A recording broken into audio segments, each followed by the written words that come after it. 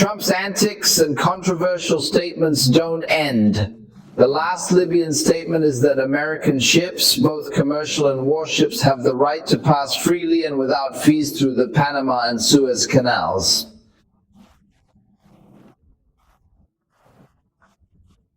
In his statement, he asserts that without America, the Panama Canal or Suez Canal wouldn't exist.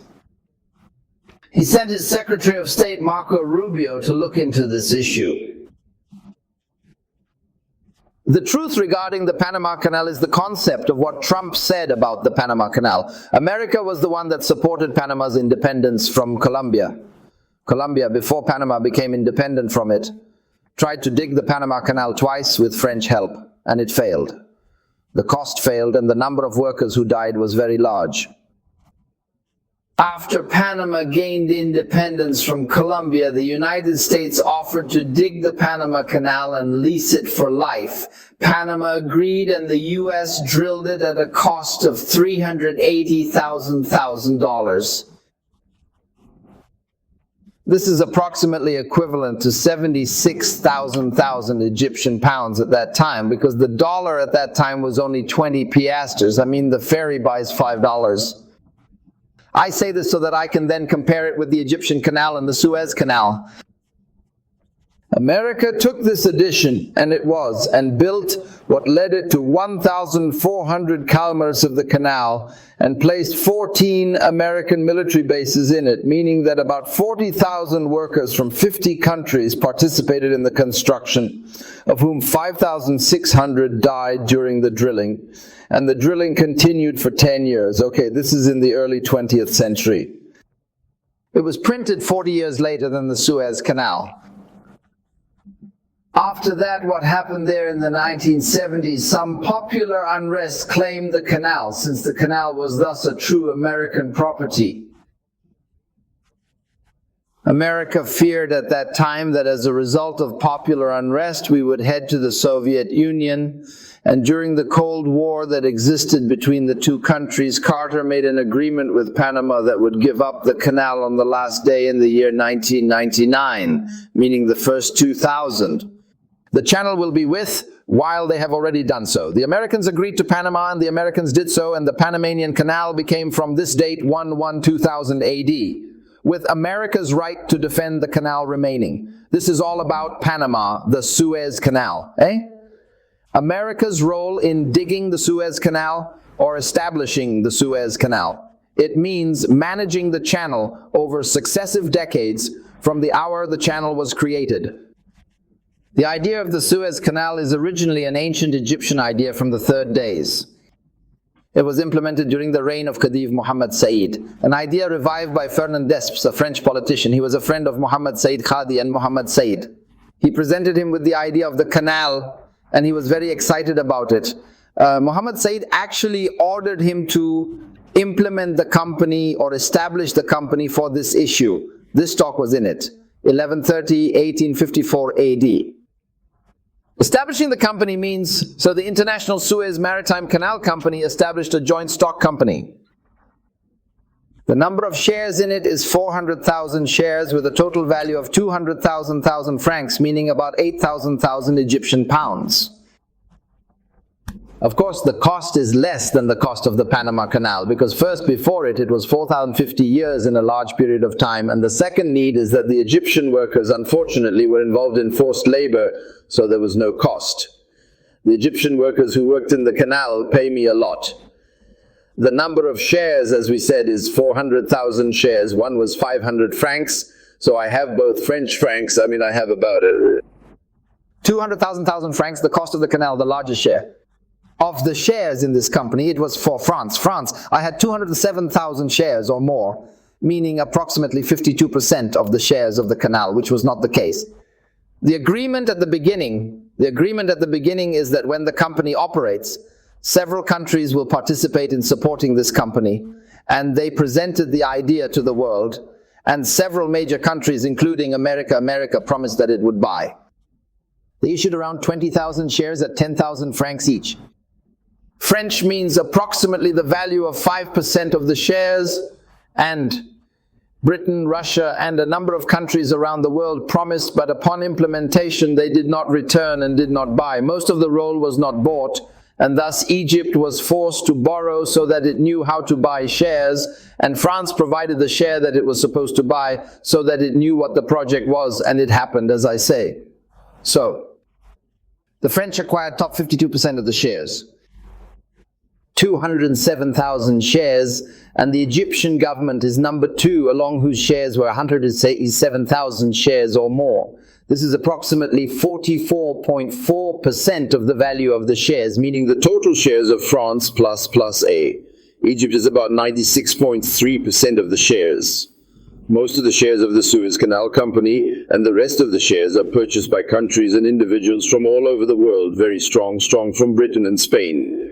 From Turkey, of course, the Ottoman Empire existed at that time, but it was in a state of weakness.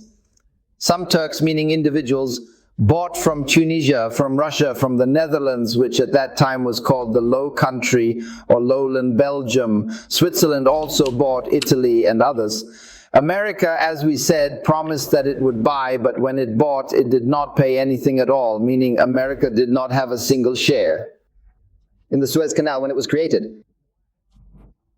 Khedive Mohammed Said gave the privilege of managing this company for 99 years, starting from the date of opening. When it ends, we will have 99 years of management for this company. The company and drilling started in the year 2000, and the price of 59, meaning after the establishment of the company about 5 years, and it lasted 10 years, and contributed to the drilling of more than 1,000 Egyptian workers. Imagines like the number and how many of them died. 120,000 Egyptian workers died. They died in this pit in 10 years. And the project was actually completed on 11/17/1869 AD when the canal was opened. And this was during the reign of Khedive Ismail. Unfortunately, after that, Khedive Ismail sold the rights to all of Egypt. He sold almost all the shares. A for England, and after a simple grain of stock for the French real estate bank. All Egypt's shares were sold out during the reign of Khedive Ismail. But after that, during the reign of King Fuad and his son King Farouk, they returned again to buy the shares belonging to the Suez Canal, meaning that by the year 1952, the number of Egyptian shares reached 44% of the company's shares, so they almost recovered the percentage they had. Khedive Ismail discovered and sold the shares, and the company remained under French management. Nationalization of President Gamal Abdel Nasser, security of the canal on 26/7/1956 AD. He returned all the property and obligations to Egypt and promised to compensate the shareholders for this contribution they made during the period of establishing the canal, and indeed it was the due date for the contributions. Compensation shares, I mean, whoever built it in 1964 and blocked all the water in Egypt a year before that, this means that in 1963, Egypt paid all its entitlements to shareholders in the Suez Canal, and it has remained since then. The channel is under full Egyptian management, under full Egyptian sovereignty, and under Egyptian law, and it imposes specific fees on the channel and has its well-known exemptions, often with matters remaining vacation or humanitarian, and the whole world recognizes this complete Egyptian sovereignty over the canal, through which approximately 10% passes. Of the world's trade passes through the Suez Canal, of course, one of the major and important sources for Egypt to provide foreign currency. Its income in 2023, for example, $9.14 The claim that Trump made coincides with a problem in which America is caught, now the problem of global trade. You see the issue of customs duties and others, which means that they have a kind of severe tension in the issue of American trade in the world. And among these colors of tension that exist is that there are traffic jams. For American ships in some places in the world, including the Suez Canal and the Panama Canal, which is why he is looking for any means to reduce the cost. Tariffs on American ships to revive trade. The American. Of course, the American need is no justification for attacking the sovereignty of countries.